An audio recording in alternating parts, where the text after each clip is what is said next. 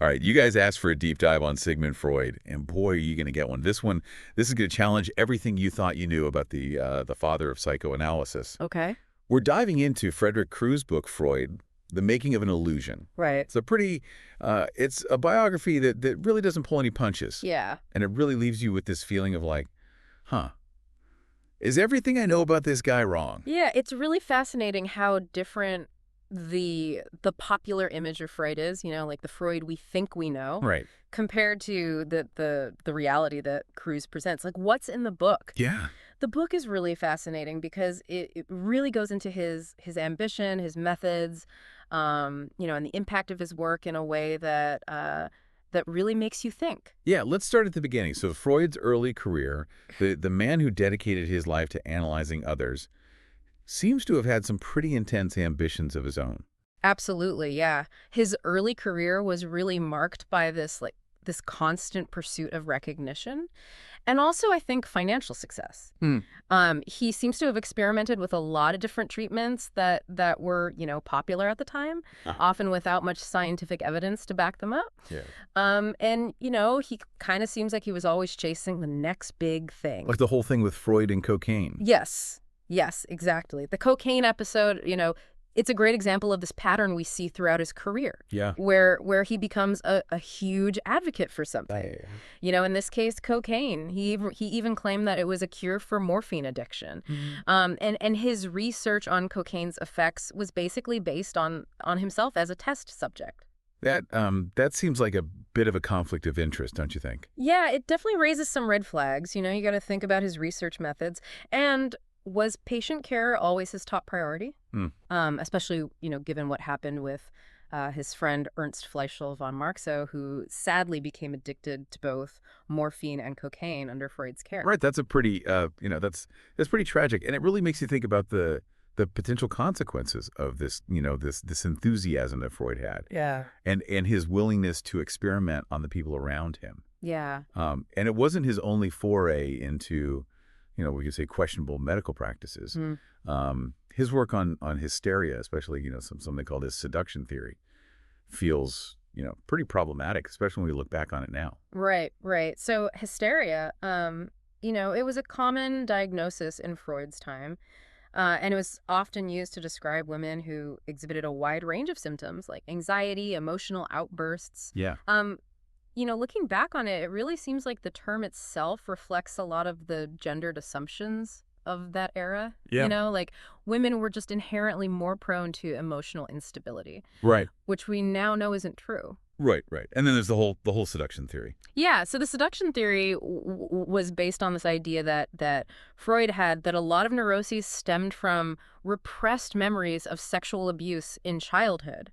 So basically it was his idea that like all these people with mental distress, it was all stemmed from some memory, some buried memory of some childhood trauma. Right, right. And the big issue with the seduction theory was that he would often, reconstruct these memories. What does that mean, reconstruct? So basically, he would guide his patients into recalling events that might not have even happened. Oh, so like he was kind of almost making it up as he went along. Kind of, yeah. I mean, it makes you wonder, was he truly trying to uncover the truth, or was he more focused on fitting his patients' experiences into his own theories? Yeah. And this becomes even more complicated when you remember that a lot of his patients were wealthy women that he relied on financially. So he was financially dependent on these women and at the same time potentially manipulating them, or at the very least, guiding them toward a narrative that fit his own agenda. Yeah, it's a bit ironic, isn't it? Yeah. On the one hand, he's dependent on these women for his income. Yeah. And on the other hand, he seems to have held some pretty misogynistic views. So not a great look for Freud. Not a great look, yeah. And then, there's also the case of Emma Eckstein. Oh, yeah, Emma Eckstein. So she had this really disastrous nasal surgery that was actually performed by Freud's collaborator, Wilhelm Flies. Right. And instead of acknowledging the surgery's impact on Eckstein, Freud continued to insist that her pain, her very real suffering, was because of hysteria. Oh, wow. So essentially, he was blaming her suffering on her emotional state. So again, sort of fitting the evidence or the experience into his pre-existing narrative instead of acknowledging that maybe something else was going on. Exactly, exactly. And it raises questions about, his objectivity and was he even willing to accept when he might be wrong? Yeah. And then on top of all of that, there's also the issue of plagiarism. Oh, really? Yeah, Freud borrowed ideas from other people and presented them as his own, and he did this on multiple occasions. Oh, wow. Yeah. So, like, give me an example. Well, the story of Anna O, Okay. one of the foundational cases in psychoanalysis, Uh-huh. the reality of her treatment and supposed recovery is actually very different from the version that Freud and Breuer presented. Mm-hmm. And it also turns out that Freud's editors were more interested in protecting his image than revealing the truth. So they were actively suppressing information that might damage his reputation. It seems that way. It seems like they were really actively contributing to the creation of the myth of Freud as this genius, rather than presenting a more accurate, nuanced picture. Wow. So we've got these potentially questionable methods, this flawed research, this kind of ethical flexibility, we could say. Yeah. All happening in his early career. But what about the ideas themselves? Mm-hmm. Like, let's dive into this fascination that Freud had with sex and the role it played in his theories. This is where things get really interesting. Okay. And maybe a little controversial. So Freud was convinced that sexuality was like the driving force behind human behavior, even in infants. So he's basically saying that even babies, even infants. Yeah. Even things like, sucking on a pacifier, these are expressions of infantile sexual pleasure. Right. It's a perspective that definitely raises some eyebrows, even today. Yeah, that's pretty out there. But I guess we should remember the social and cultural context, right? Absolutely. Yeah. Freud lived in a time when any discussion about sex was like completely taboo. Yeah, you couldn't talk about it. You couldn't talk about it. And his own personal struggles with sexuality, they likely shaped his perspective as well. Right. So this sort of intense focus on sex is what led him to develop some of his most controversial theories. Right. Like the Oedipus complex? Yeah, the Oedipus complex, the idea that children developed unconscious sexual desires for their parents. Right. It's probably one of his most widely recognized and debated concepts. Yeah. Even today. Okay. So we've got this theory, but like a lot of his other theories, it was based on anecdotal evidence from his patients, Mm-hmm. and then interpreted through his own, potentially biased lens. Yeah. Right. Absolutely. The potential for misinterpretation and bias in that kind of approach is huge. Yeah. And we also can't forget this whole debate around repressed memories of sexual abuse. Right. Which really played a central role in his early work. It's a complex issue, because there's always that potential for false accusations. Yeah, that's tough. Okay, so far we've covered his ambition, these questionable methods, his obsession with sex, and the real lack of scientific rigor behind a lot of his theories. But we're not done yet, right? Right. There's more to the story. As Freud gets older, his theories become even more speculative. Oh. They venture even further away from any kind of scientific grounding. So he just kind of goes off the deep end. Well, he really gets into dream interpretation, the paranormal, a lot of pretty esoteric ideas. So he just kind of keeps going, huh? Yeah. All right, so we've got this complex figure, brilliant, flawed, ambitious, and maybe even a bit manipulative. Yeah. So how do we understand his legacy? How do we evaluate all of his contributions, knowing everything that we know now? That's what we're going to explore next. That's the big question, yeah. Okay, so we've been talking about some pretty unsettling stuff. Freud's ambition, these kind of ethically iffy practices, Yeah. the research, and, well, let's just say his very intense focus on sex. Yeah. Yeah, it's a lot to process. We started with this iconic image, Freud, this brilliant, groundbreaking father of psychoanalysis. Right. And now we're left with this picture that's so much more complex. Yeah. Even kind of troubling. It really makes you wonder how someone with these significant flaws, these kind of glaring issues, could have had such a huge impact on the world. I mean, but the thing is, you can't deny it, right? Right. His impact on the 20th century, it's undeniable. His ideas influenced not just the field of psychology, but art, literature, like everything. Yeah. Even everyday language. Think about it. We talked about Freudian slips. Mm-hmm. We analyzed dreams for hidden meanings. Yeah. And, the Oedipus complex, it's still a concept that's debated and discussed, you know? Yeah. So how do we make sense of these two sides of Freud? the flawed individual, but with this enduring legacy. How do we reconcile that? Well, I think it's important to remember that even flawed individuals, right? They can have moments of brilliance. Yeah. Freud might have had his shortcomings, but he was a keen observer of human behavior. I mean, there's no question about that. Right. He was incredibly insightful at times, and he had this real talent for weaving together complex theories, case studies. Yeah. He could create these captivating narratives. And they resonated with people. Exactly, yeah. They offered this new way to think about ourselves. Yeah. Our motivations, the hidden forces at play in our lives. Right, right. And he gave us this whole language to talk about things like repression, anxiety, the impact of our childhood experiences. Right. He brought attention to this whole realm of the unconscious. Yeah, something that had largely been ignored before. Right, exactly. But we can't just gloss over the fact that a lot of what he was presenting as, scientific fact, it was really just speculation, interpretation. Yeah. And sometimes, as Crews points out, just outright fabrication. Right. And Crews's book, I mean, it meticulously documents this pattern, how Fred relied on anecdotal evidence, really small sample sizes, and just his own subjective interpretations. Right. It seems like he was more interested in shaping his theories to fit this specific narrative than really letting the evidence lead the way. And when the evidence went against his theory, he just dismissed it. Oh, yeah. Like, oh, you just don't understand psychoanalysis. Exactly. Or he would manipulate the evidence, like literally manipulate it to make it fit his claims. That's not good. No, it's not. And this brings up this really important point about scientific inquiry, right? True science, it's based on skepticism. This willingness to question assumptions, to test your hypotheses rigorously, and then to revise your theories, right? Yeah. Based on new evidence. Based on the data. Exactly. And Freud, he just frequently fell short of those standards. So where does that leave us? If we acknowledge all of Freud's flaws and this lack of scientific rigor, it's all over his work. Can we still find value in his ideas? Is there anything we can learn from Freud? That is the million-dollar question, isn't it? And there's no easy answer. Yeah. There are really valid arguments on both sides. Some people believe that Freud's theories are so fundamentally flawed that they should just be tossed out. Completely rejected. And then others argue that, okay, while we should definitely be critical, there are still these valuable insights that we can get from his observations about, human behavior. Like the idea that, these unconscious motivations can influence our actions. Right. I mean, that's been supported. That has been supported, yeah, by modern research. Right.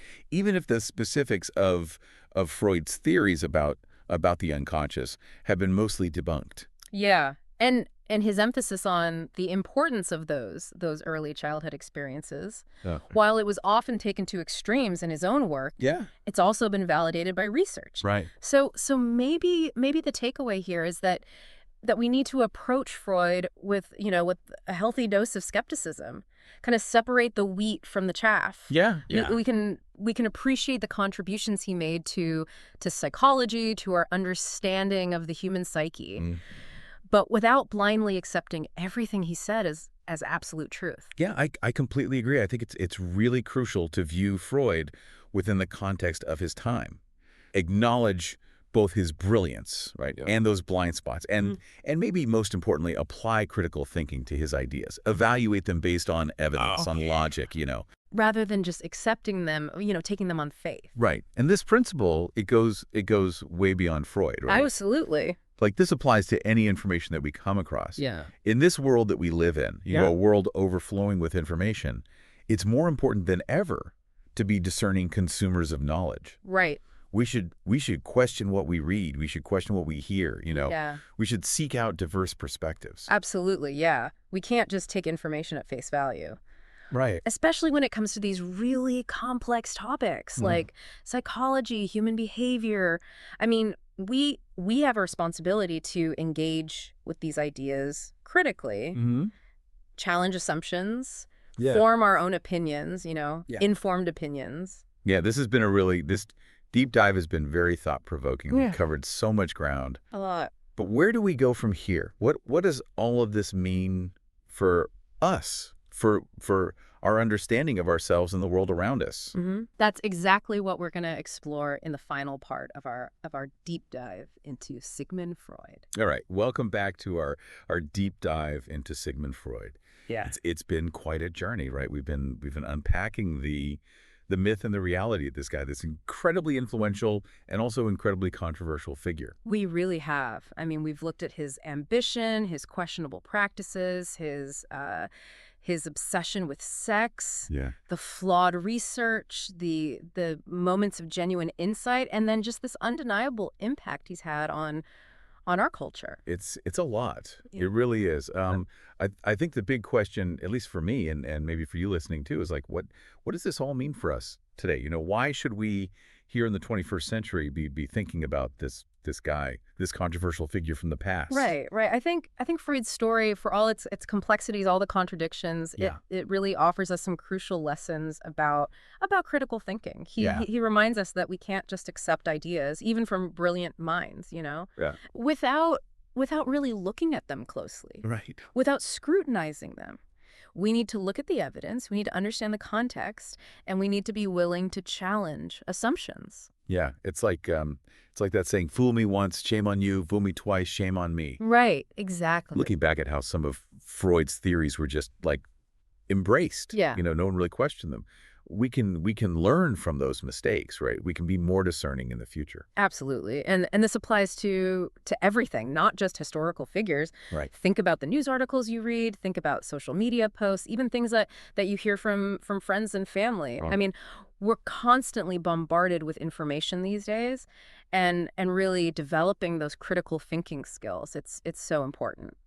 And it's interesting you say that, being critical of information from all these different sources. Yeah. It reminds me of how, Freud himself would dismiss critics by saying they didn't get it. They didn't understand psychoanalysis. It seems like that's kind of a common tactic even today to shut down any dissents. Yeah. Just suggests that anyone who disagrees just isn't smart enough to understand. Oh, it's a very common tactic and a dangerous one because it just stifles debate. Right. It discourages critical thinking. Yeah. And it ultimately hinders progress. Right. So what's the antidote to this this intellectual closed-mindedness? Well, I think it starts with curiosity. Okay. Be curious about the world. Be curious about different viewpoints. Be curious about the why behind the what, right? Yeah. Don't be afraid to ask questions, even if they seem challenging or uncomfortable. Yeah. And most importantly, be open to changing your mind. It's okay to admit when you're wrong. Yeah, of course. Revise your beliefs based on new information. I mean, that's how we grow, right? That's how we learn. Exactly. Clinging to beliefs that are contradicted by evidence, I mean, that's not a sign of strength. Right. That's a sign of intellectual rigidity. Yeah. We need to be flexible in our thinking and willing to adapt as we encounter new information. So circling back to Freud, like how do we assess his impact? Yeah. In the end, what are the lasting effects? Both the good and the bad. Well, I think on the positive side, Freud, without question, opened up these new ways of thinking about the human mind. Yeah. He drew attention to the importance of the unconscious, the significance of early childhood experiences, and the complexities of human motivation, even if many of his specific theories have been debunked. Right. He really helped pave the way for a much richer understanding of psychology. And you also can't deny that he contributed to the destigmatization of mental illness, by suggesting that psychological problems weren't just character flaws, but resulted from these underlying mental processes.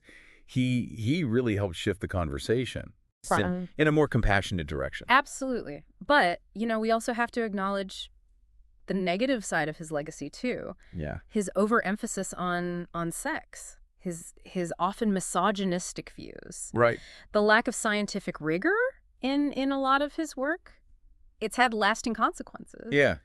And the whole idea of repressed memories, while, it's a complex issue, it's been misused in some cases to justify false accusations. Unfortunately, yeah. So it's a complicated legacy. There's so many layers to consider. It really is. It's not a simple story. He's not someone we can just, put on a pedestal and worship. Right. He's also not someone we can, completely demonize. Yeah. He's someone that we need to study, to critique Yeah. and ultimately to learn from. His story really serves as this powerful reminder, Yeah. to be critical thinkers, to question authority, and to be wary of anyone who claims to have all the answers. And as you continue to explore the world and its many complexities, just remember to keep asking questions, challenge those assumptions, and never stop learning. Very well said. And on that note, I think we're going to wrap up this fascinating and at times unsettling deep dive into the world of Sigmund Freud. Thanks for joining us. And until next time, keep those minds open and keep inquiring.